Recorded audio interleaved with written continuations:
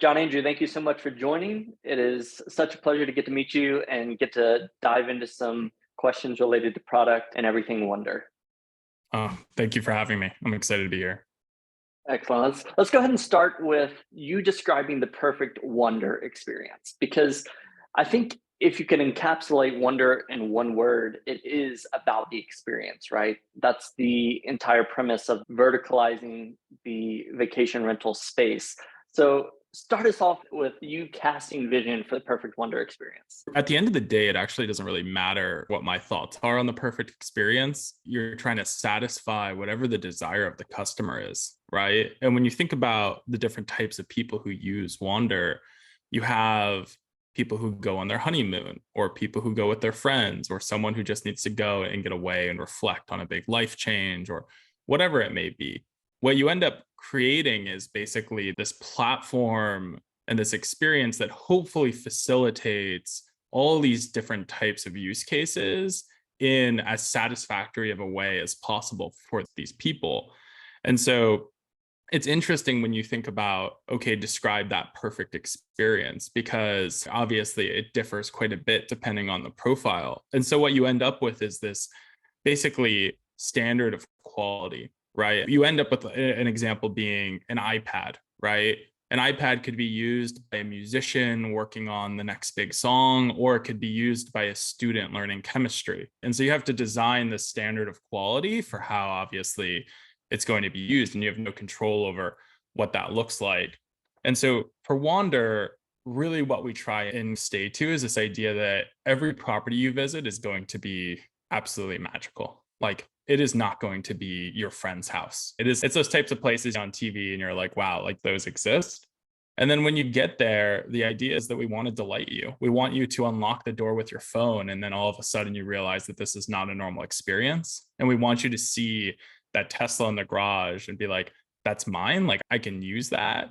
And then controlling the temperature of your bed, or going and laying out on that day bed overlooking the ocean, and all these different things. And then going a step further, contacting concierge, going and having an incredible dinner, going on an adventure, whatever it looks like. From there, obviously, it's up to the user. And one thing that we'll be rolling out soon is this idea of exploration. So when you go to a Wander, you have all these different things around you that pop up on the map, from amazing hikes to overlooks to restaurants, like basically turned into an Easter egg hunt. And then we're going to create loyalty around that as well. So for each thing you go and do, you get points, and like you build up your level, and it turns into this video game of exploring the world in this incredible area that you're in. But I think also some people won't do that, right? Some people will just sit in bed and drink a coffee, and that's also perfectly magical. So it really all depends on the user. And for us, we just focus on the quality of the experience and always trying to delight, and then let the user go from there. That answer brings up so many other rabbit trails I want to go down. So let me start with this one: customer discovery. It's important for startups from the ground level. They have to understand who their user is and what their user's expectations are. If we look at it through the jobs to be done framework, then of course there's something that they're expecting from their experience that the startup then has to deliver on. When you consider Wonder's job to be done, how did you go about designing for that? You've got three different products, really. You've got the software experience, you've got the home experience, you've got the financial product with Atlas, which we'll get to later. How do you go about finding out what really makes a place feel magical, or an experience feel magical? So first of all, I love how much research you've done into sort of like how we think about the company and those different pillars. So very much appreciate that. When it comes down to this idea of how do you define your customer, and then how do you create a product that resonates with them, you have to work backwards from either this idea of idea market fit or your own intuition. And really, you want to combine the two of those concepts. And so when you're starting a company and you come up with an idea, a thesis that you think is correct, you're obviously leveraging your own intuition to start with, right? And that intuition could be very clear if you're your own customer. Everyone inside of Wander is. We're all our own customers. And so we're like, it's relatively clear to us like what we want. And then whatever we want, we try and think of something that's even higher standard. And we know that's like the minimum that we can do for our customers. But when you're starting a company, let's say enterprise software, You're not some CIO. You have no idea what they want. You just have like a general guess. And so your next phase is to get to idea market fit, which is basically to define what that idea is and show it to the world and look for some type of signal. And then if there's no signal, you try again. And if there is signal, you start a bunch of user interviews, you talk to them about what they want, and then you go and you build that product. What typically ends up happening in that case as well is that you'll launch that product and you'll have a bunch of signups, but no one's actually going to use your product. And what I look at that as actually a pretty solid success metric, because what you have is an idea that people want and an execution that failed. And now you get to obviously iterate towards perfection. Sometimes you get very lucky and you launch the product and everyone just uses it, which candidly, we've been pretty lucky with Wander. We did make some like mistakes though in the early days, right? When we initially launched, we were very opinionated about UX and we were very opinionated about our operations. So a guest could basically choose a section of time. So they could check in on Monday and check out on Wednesday, or they could extend it for a week. That's obviously very company oriented because it makes our operations super easy. Right. It means that we have downtime, 100% occupancy, et cetera. That is not how like the real world works. No one's like, I just happen to want to check in on a Monday and out on Wednesday or out on a Saturday. And so I remember when we launched, we had an incredible first week. I think we generated like $250,000 in revenue or something. Like it was a pretty wild week. But I immediately said like, it should have been way more, which I mean, in hindsight was also a ridiculous mentality. I love the optimism. I love that. Yeah, I'm like, this should have been billions. Like, what's going on? And I went and I contacted every single user and I asked a series of questions like, why didn't you book? What happened? Etc. And I graphed those responses in a spreadsheet, and it basically was like, they need flexible dates, they want to bring their pet, like things that are relatively obvious. But when you're opinionated about the user experience or think that a user is more likely to go through something than they are, then you can make those types of mistakes. And of course, that was fixed 2 weeks later and off to the races all over again. But I think that's really how you narrow in. You start with your intuition, then you find idea market fit. Once you find idea market fit, you launch that concept. You're likely going to miss. You ask everyone why you missed, and then you fix those issues. And then typically you look for signal. I think that when it gets really difficult for companies is when they try and build a product without getting idea market fit first. So you go and you build this whole product. It's super elaborate. It's perfect, but no one even told you they wanted it. And you launch it and they're like, yeah, like everything works. I just don't care. Like, I don't actually want this. And then you're trying to iterate an idea that could be completely faulty. And it's impossible to iterate a product in a bad idea, or at least it's very difficult. Sometimes you can do it. Like sometimes you can create something that people don't actually want and they still buy it because you like tried so hard. But that's obviously a very large boulder to carry up a hill. How did you get in touch with your initial set of users? Where was your distribution strategy in those early days in order to find out if idea market fit was even a thing? Yeah. So there's like a standard set. And what you learn very quickly is that launching a website at least should be relatively cheap, like as a founder. And if launching a website is expensive, you're doing it wrong. And so please stop like whatever firm you're using. In any event, so the first thing that you do is you throw together a quick website that defines like who you are, what you're building, etc. And it can be as simple as like a sign-up list. And then in terms of sharing that idea with the world, we live in a world where people are hungry for solutions. They're excited to find the next best thing. I mean, something as simple as like a tweet or a like cheap launch video or otherwise is like all you need. And then from there, obviously, you get those initial signups. You can see what people's reaction is to it. If people on Hacker News are like, this is dumb, and then some people are like, this is great, then who knows? Maybe it's like the next Coinbase, what that looks like. And so that's typically what I recommend is that like before you go and build a huge product, like find idea market fit. And in terms of finding it, just define what your idea is, put it on the internet. No users even need to know that it doesn't exist yet. It can just be a landing page. Sign up. It's okay, coming soon. And that's it. And that's all the signal you need as a builder. For us, we have had it where we launched a product, like an idea, especially now a little bit of a later stage company, where the fact that we launched it to see if there was idea market fit before we built it was actually a negative. And it was a negative because it frustrated users that it wasn't Mm. available to them immediately. And then obviously, once we did launch it, then they're like, it's been like 2 months. How can I trust you? All these different things. And so there is the flip side to that, right? Which is, I think, why like Google doesn't launch a landing page. They like launch a product because their distribution is so large. And so to summarize the lesson, and this is a lesson I learned rather recently, is that when you have no distribution, just launch everything and see if anyone likes it. And then, yeah, you'll disappoint 100 people, not a big deal. But once you have distribution and you're relatively certain, then maybe you should be a little bit more intelligent about your launches so that users can actually consume it when the time comes and you don't end up frustrating this core base of people who are super excited. So it's a little bit of a balance when you get to the later stages. In the early stages, just wing it, throw up a website, and then get some people to sign up. Love it. Let's dial back a little bit to the beginning idea. And this is actually where I wanted to start, but we had to cover some other topics because of your answers were so good. Let's talk about this 80-page pre-mortem that you did.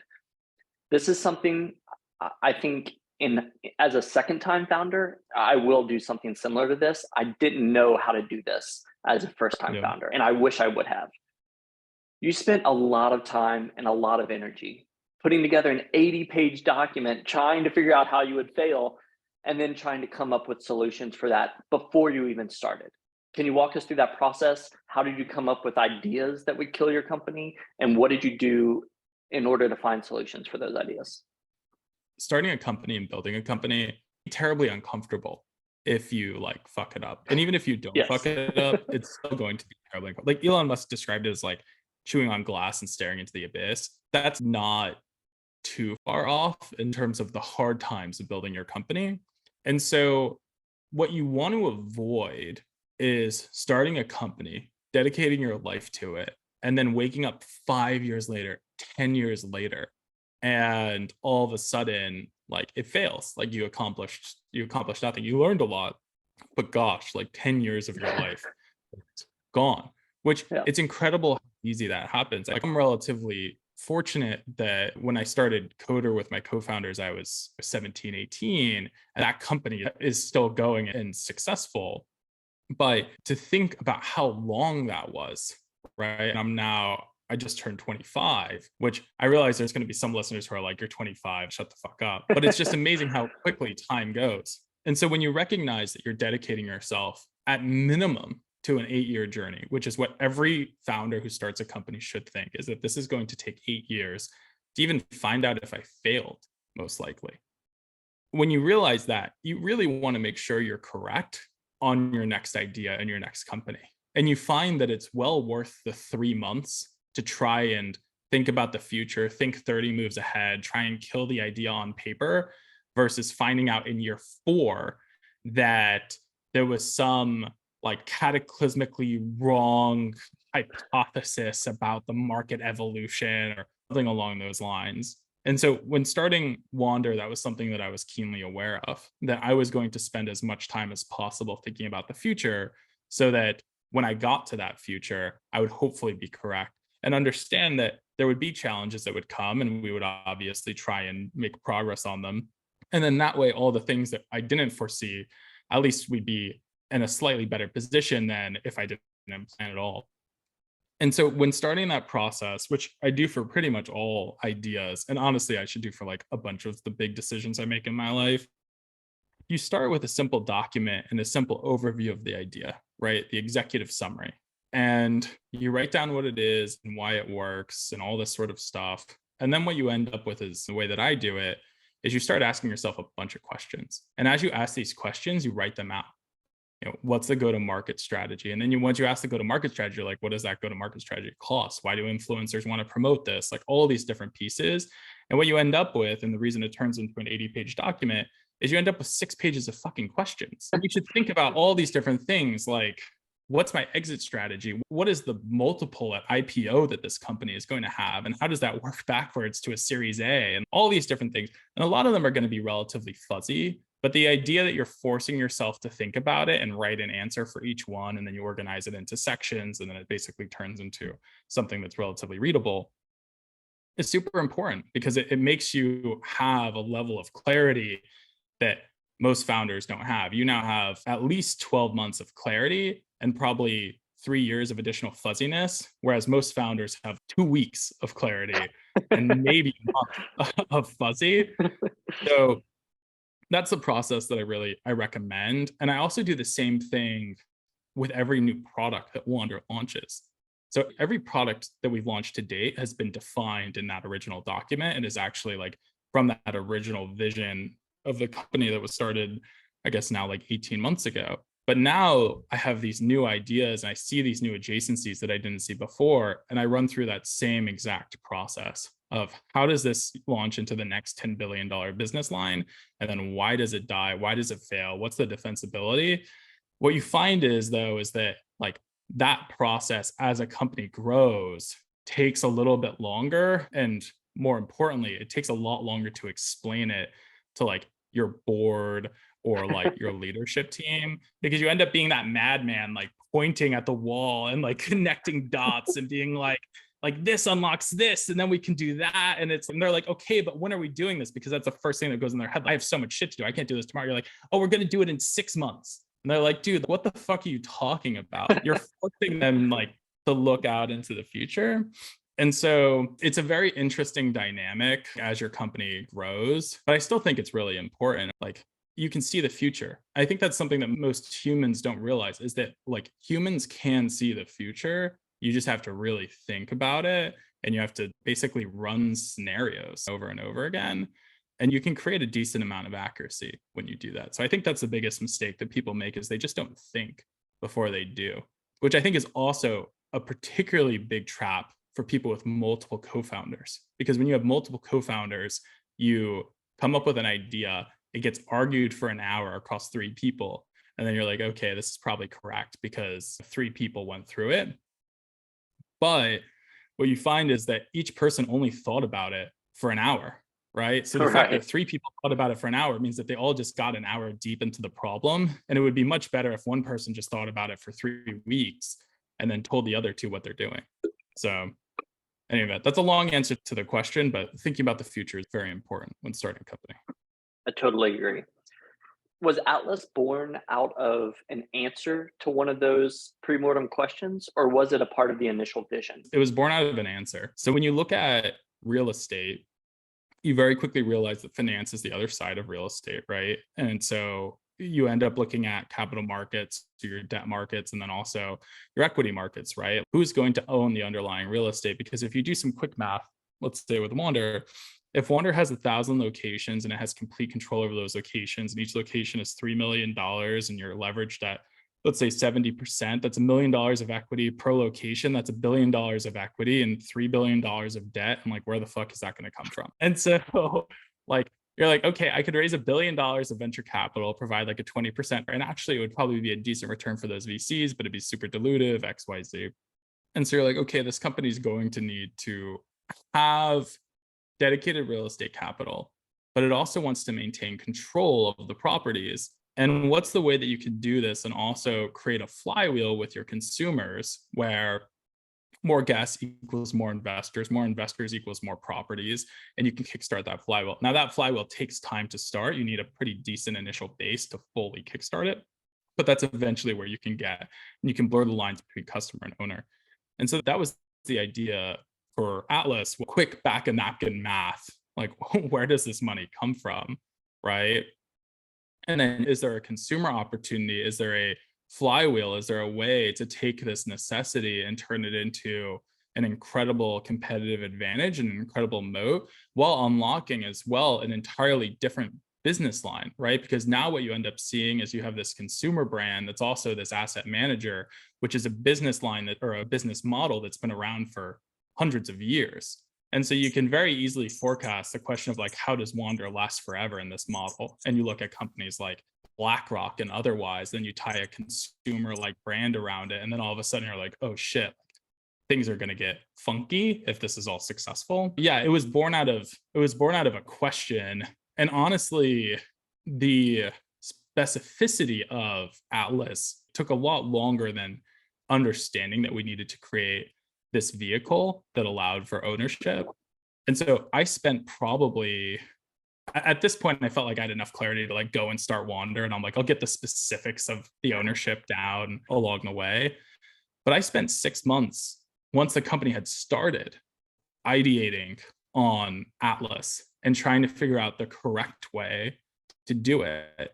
And then once we had narrowed in as far down as we could into, okay, I think this is correct and that this is the right path, then we executed on a realistically short period of time. I think it took us 3 months from the moment that I said go to the moment that like the product was investable, which for launching a REIT, it's like ridiculous. Launching a REIT period is ridiculous, but launching in 3 months with the types of partners that we have is like even more ridiculous, which was all thanks to this idea that I refused for product to build more than once, right? I knew what we were going to do, and this is how we're going to do it. Here's all the reasons why it should work and the path. So let's build this. And then when we did that, then you go back through the initial stage of, okay, why did so many people come to the flow, but there's drop off and it's, oh, there's tech problems or there's UX problems or otherwise. You have that idea market fit, and then you can obviously adjust into a product that at some point in the future, it's not today, but at some point in the future, will just be as smooth as butter. Like you open the Wander app, you go on a trip. It's, do you want to, or we've automatically contributed $500 into Atlas. And so now like you earned another $3 of credits and like it all intermingles into this wonderful ecosystem. That's where it'll end up eventually. But yeah, a lot of your product opportunities will come from questions. And that's how you end up building a great ecosystem. Clearly, Atlas is an important part of the flywheel. As investments come in, then it's going to obviously open up more property opportunities. And as more property opportunities come in, it opens up more options for users and it completes the flywheel. Yep. Because it's such an important part, how are you thinking about finding investors for Atlas in order to make that flywheel spin faster? Because your pace of scaling is constrained by the capital coming in through Atlas. Exactly. So sure, users can invest in Atlas. That's all fine. But the number of users who are going to be dropping large amounts of cash in Atlas is probably not enormous as a percentage of your user base. So what's the plan to then come after institutional investors and pull together this investment combination that actually gets the flywheel turning at a rate that's manageable? Yeah, you hit the nail on the head regarding institutional investors, right? So that's like the first thing that you see when you think about this is that, okay, yes, users will invest, but that pace is going to be relatively slow and it's going to be on some exponential growth curve, which you can map out. But that growth curve is going to take, let's say, 5 years to hit maturity. And who the hell has 5 years in startup land? But then you think about, okay, what happens to that exponential curve when some real estate PE fund goes and sticks $50 million, $100 million into this fund on day one? And then you have this world where you can have very small amount of capital from users, let's say $1 million and $100 million from these institutional investors, but the net effect is still $101 million. And you're still kickstarting that flywheel. That's not even a kickstart, right? That's like a V8 swapped go-kart, right? Like it's just like, that thing's going. And so regarding in the institutional side, that means that you have to create an institutional grade product, right? You have to create a company and systems and otherwise it's institutional grade in every way. And that's something that we focused on early, which candidly was a big risk, right? We look at all the things that are required. Like we landed this $100 million credit facility from Credit Suisse. That like the level of pain that you have to go through to land that type of facility, like I don't think people actually understand what it means. Like Wander is an 18-month-old company.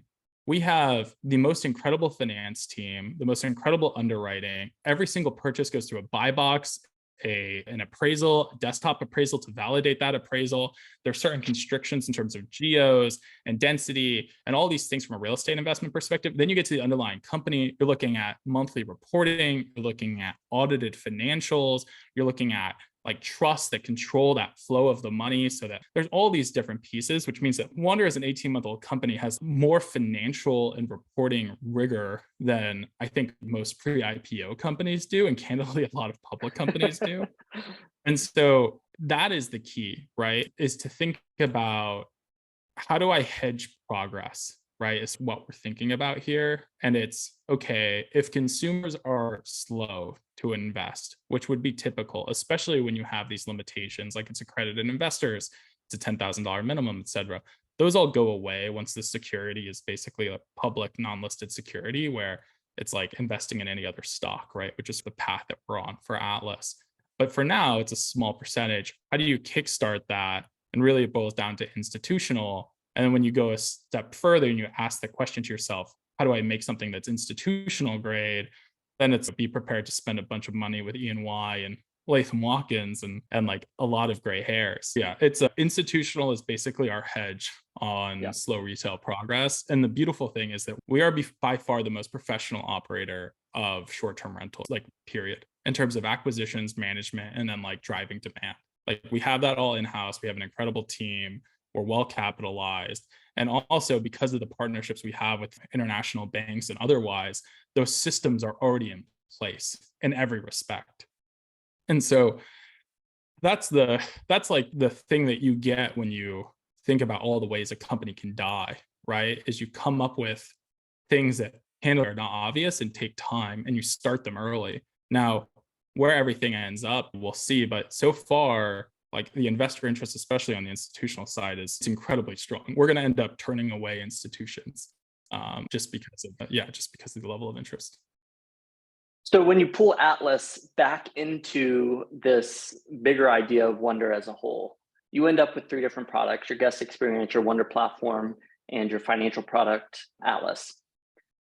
How do you manage such different products across a broad spectrum of industries? Finance is very different from software and real estate. Obviously, there's overlap, but do you have heads of product over each, or I guess it would be like heads of business lines over each? How do you manage that to make sure that you're getting all the information that you need to make educated decisions as a CEO, and you can trust people to actually run their respective divisions? So it's interesting because the first answer that you come to when you think about that question is this idea of, okay, I'm going to hire 3 product managers or 3 product owners in XYZ. I actually think that it's a complete fallacy or like broken idea that you need one person for every role. And it's something that's actually I found incredibly fascinating because you think about, let's say, an org chart, right? In an org chart, it's this 2-dimensional idea that shows basically who rolls up into who, and then they have their title, and that's like what they own. And what you end up with is a company that's expanding and growing into all these different ideas that thinks that we need one person for every single job, which is completely broken. And it's also something that every single startup founder recognizes intuitively, is that this idea that like, I'm only one person, there are 18 jobs to be done. Clearly, I'm going to do all of them. It doesn't matter. And then that's it. And then for some reason, as you grow and you hire people, you're like, okay, like this engineer is just an engineer and that's all they can do, when you yourself are doing 18 different jobs. And so that idea was something that perplexed me to the point where I bought every single book I could find on organizational design and like organizational psychology, because I'm like, this is so broken, it doesn't scale. And I found this idea, which I loved, called the organizational graph, where effectively it shows how a person can have multiple jobs and different jobs can have different reports, right, in terms of who owns what. And what you end up creating is this idea that's more reflective of people's ability, where that engineer, yes, is an incredible front-end engineer, but by the way, like they have a journalism major and like they want to review like your press releases. And it's okay, like that's more reflective of a dynamic organization that takes advantage of people's strengths and weaknesses and candidly makes it more exciting for the employee, because they get to work on all these different things while obviously continuing to execute on where they're most valuable. And so when we launched all these different products, that is exactly the approach that we took that allowed for us to do so. Is you have, if you look at myself, for example, right, and you look at my background, and obviously it's like very much a generalist and company builder, but you also have a lot of experience in marketing and like sales and all these different pieces.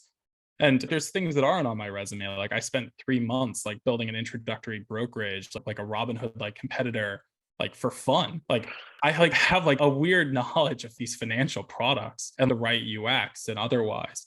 And so what you end up creating is this organizational graph that's reflective of all the jobs to be done. And that's how you end up developing and maintaining high quality products across multiple different ideas. And the thing that unites them all is the fact that they are all related and all intertwined into this ecosystem. And when you realize that a company is just a group of people and what they create, the products is a reflection of them, if you want to create an ecosystem that's intertwined, you have to create a culture and an organizational graph that's intertwined in terms of those responsibilities. Now, how does that scale when you have 1 million people? I have no idea. But I do know that as an early stage startup, like you end up needing to create this web of responsibility to deliver a product that talks to one another. And that's also something that guests can feel, because literally the same designer who's designing the front end for the app is designing the UX for Atlas. And you can clearly see how those things 2-3 years down the line, or maybe even sooner, maybe 12 months down the line, are going to end up seamlessly integrating. So that's the answer to that question. It's a little bit complex, but basically take advantage of this idea of an organizational graph, throw your org chart out the window. It's a completely useless concept. I 100% agree. Makes a lot more sense to go that route, which begs the question, how do you set goals and plan as a team? Because your traditional OKR framework, for example, is not going to fit beautifully with a graph-based org structure, fit neatly into this nice little linear chart. How do you guys go about setting goals, planning as a team? Yeah. So that is, first of all, I hate OKRs, which the team makes fun of me for, because it's interesting. Like as our goal setting continues to advance, it like starts to have like little bits and bobs of OKRs. And so I'm like, I don't care if what this evolves into looks exactly like OKRs. I refuse to call it that. We'll call it something else. So when we started the company, I created this spreadsheet called the progress tracker, which basically was broken up by months. And then each month had the related goals and the person who is responsible next to it. Super simple, keeps track of everything, allows me as a solo founder to go in, see everything that's going on as a company, and any other employee to go and see everything that's going on as a company. When we started that sheet, the progress tracker, I think the first month had 6 goals, and they were like cute, like in hindsight, looking back at them. Now, I think last month was like 400 goals across the company, with various people assigned to them in various departments, and all are evolving. It's available for the whole company to see, and anyone can edit it. And it takes about 3 hours for me to go through and understand exactly what's going on and what's the progress and what's at risk and who's responsible for what. And it also obviously leads to an environment where no one can hide, because I can see exactly who's missing their goals or why or otherwise. And so that's how we do it. It's super simple. It started out simple. Now that sheet is like relatively complex. And I'm sure there are many softwares that like you could point to that do the exact same thing, which I find most productivity software competes with, is just a well-formatted sheet. And for me, I find it incredibly useful, because even though it does take 3 hours going through with the leadership team once a week to discuss everything across the company, how many CEOs can say that they know what's going on across the entire company? And how many leadership teams can say that they know what's going on across the entire company at our scale? And how many employees can say that they know literally what the entire company is doing? And how do you go about the goal setting itself? You've got 400 goals. Who arrives at those goals and sets those for team members? First of all, like as a leader, you have to be coming up with your own goals. And those goals ideally are being tied back to what we call company goals, right? So these are the company goals that we want to achieve this year. And every goal needs to tie back to a company goal in some way, shape, or form, right? To keep the team relatively focused. So the first thing that happens is I go and I'll set the goals that I have for each department, right? The things that I know that I want to have them do. Each employee in the company goes and sets their own goals as well, whether it's for them or for other departments, which I think is very critical. Let's say an engineer needs something from design, like they will go and list that goal so that it can end up being discussed and prioritized. So everyone will go and create goals across the company for themselves, across the departments. That'll end up being reviewed by the leaders within these departments, consolidated, organized, and then I will go through it with them and go through each and every goal for that month, make sure that everything's aligned, ask questions. Why do we need to do this? How does this affect this? Are there too many goals you're going to end up missing? Whatever that looks like. And then they get basically set in stone. And once they're set in stone for that month, they're now immutable. So you can cross goals out if they're bad, right? If something changes on the fly and you'll never see it again. But other than that, it's an immutable list and you're responsible for getting it done. Very cool. As far as feature development, how do you take a feature from the idea stage, it's on the roadmap, to executing and launching a feature? Let's say you want to do something really unique to each home. Suddenly, rather than doing it to one home, you've got to do it to all 13. Or let's say you want to launch a new feature to the dashboard for Atlas, and that's going to require a lot of legal and financial oversight. What does that process even look like from roadmap to launch?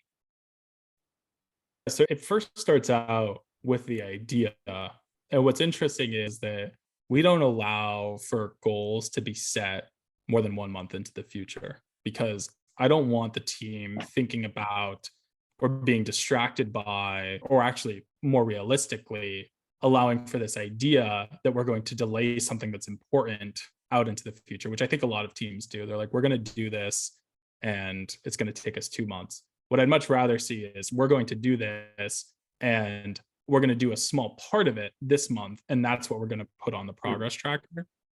But the ideas themselves actually start in what we call the ice box, which is this grand list of basically all the things that we want to do across the company. That is called the ice box for a reason, because we're busy and like we'll pull things out of it occasionally as a source for the progress tracker and work the goals backwards from there. So that's where it starts. It starts with the idea. That idea gets broken down into steps, and then those steps get prioritized for the current month into related goals. So it's a relatively simple process, but I think the thing that's interesting is that we break it down immediately. And then the thing that we're focused on is that subset of requirements for that month versus allowing ourselves to drift into this idea of, okay, we have 3 months to complete this whole thing. Because what ends up happening is that you delay everything until month 3, and then you miss your deadline. So we break it up into small goals, assign micro deadlines to that, and then go from there. And those deadlines for us run on a monthly cadence. Love it. Let's transition from product over to design, because it is incredibly clear that design is an integral part of the Wonder experience, start to finish. What is the role of design in Wonder? How do you make sure that design doesn't fall through the cracks and it instead becomes a first-class citizen of everything that you do? Design goes back to this idea of idea market fit, right? First, you make sure that you like the idea, and then you need to prove that, and it's as quick as a way as possible. And like in a product, it's all visual, it's look and feel, and obviously with incredible tooling like Figma and otherwise, like you can get really high fidelity just from design. But even if you were just sketching it out on a piece of paper, you can get a really good idea of like, where is this going? What is this going to look like, et cetera, before you even write a single line of code or otherwise. And so for us, because that's what the user interacts with, that is by definition the most important piece. Like I couldn't care less, and I don't mean this in a negative way, about like the quality of the code if it's not a product that a user wants to use or can use. So by definition, design has to start first because that's what the user interacts with. In terms of creating incredible design, at the end of the day, there's really 2 different pieces of that. The first piece is that you need an incredible designer who is aligned with you, your styles, and what you believe is correct or incorrect. You have to be opinionated as a founder. It's like that meme video that's going around where he's talking about like he gets paid for his taste and makes fun of that. But candidly, like it is very important, and it's also very important to voice the problems. There have been a number of times where a design is about to be shipped that candidly I just don't think is good, and I will stop the train. Like I'll just hit the brakes. And everyone also realized it. It's just like they have everything else going on. They weren't thinking about it, etc. And they'll go back to the drawing board with it. So step number one is having an incredible designer. And I can say at Wander, like everything that we do is thanks to that principle. Me, who's our designer, is just absolutely amazing, like a total workhorse, incredible person. I love him to death. The second thing is, like I said, being opinionated and not letting something that's bad ship, because at the end of the day, everyone's on the same team and no one wants that to happen. Now, you want to do so without it turning into like Congress, right? Where you have 500 people voting on like a design. Like everyone likes to be opinionated. Like Yeah. you need to limit that to like the designer is number one. If you run into issues with your designer constantly, you just need to come up, like you just need to work with a different designer. Yep. You know, it can feel relatively seamless if the designer and you are aligned from a style perspective. And then maybe you can have one other person, maybe. Most cultures, like the designer posts the design in some big chat and everyone gives their opinion. Like we don't even do that at one. It's just like the designer designs it. I mean, at this point, I wouldn't even check off on most things. I'm like, I just assume that it's going to be great. Right. And if I happen to see a Figma or otherwise fly by with an issue, it'll get flagged, and that's that. So limiting the number of stakeholders is very important. And then trusting your designer. If you can't trust your designer, then you need a different designer. All right, let's transition. We're going to wrap up with this part, which is looking forward into the future for Wonder. And I have two big questions, and we can unpack those as we go. Number one, is vacation rentals a wedge into a broader travel/real estate market? And as a follow-on to that, do you plan to expand beyond homes into workplaces or experience that are not necessarily homes? Yes. Yeah. No, you're absolutely correct. When you think about like your entry market, right? When you're picking your entry market, you want to create something that can create excitement. You want to create something that you know can generate revenue. You want to create something that is an emerging asset category, right? Is an emerging idea so that you have the wind at your back while you're creating. All these different pieces are super critical. And then you obviously want to create differentiation within it. What ends up happening is, and I think people are now able to see it more with Wander than when we originally launched, is you start to realize what idea space is this company building in, and what are the adjacent opportunities that it can expand into without it seeming off. And when you think about that for Wander, all of a sudden, like it gets really weird really quickly, because you can spend maybe 15 minutes thinking about where is this company going to go? What can it build over the next decade? And you realize that it goes beyond vacation rentals. It can even go beyond experiences that are just limited to ones that we own and manage. You look at expansion into curated opportunities. You look at expansion into like all these different pieces, and you look at the productization of what we built internally to operate our business. So the short answer is that in order to see that, you need to think about the idea space, and then you need to think about the mission of the company. And when you do that, then you realize that there's no rules in terms of how it gets there or how big it can be. And all of a sudden it gets, for certain companies, the right types of companies, it gets really excited, especially ones that have boundless ambition. And that's the type of company we are, right? We want to become an important company. Like we want to expand into like everything, which I think is probably a scary statement for anyone who sees Wander as a competitor, which like, don't be looking at us, like build your own thing, etc. Right. But like we want to create the most magical ecosystem for users that touches every single piece of travel and is expansive. And we want to expand our customer set as well, not just to the traveler, but the entire ecosystem that lives around them. So it'll be a fun journey. We're definitely not going to die from lack of opportunity. That's for sure. 100%.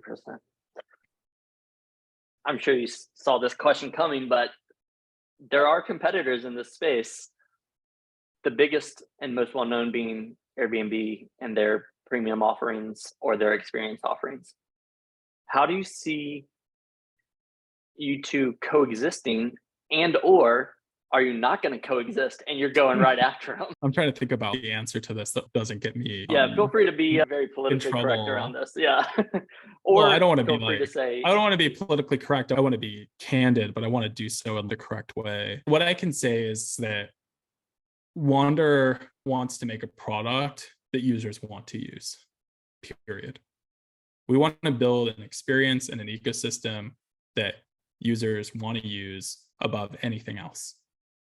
And not because we want to do so to beat a competitor. We want to do so because we want to make our users' lives better.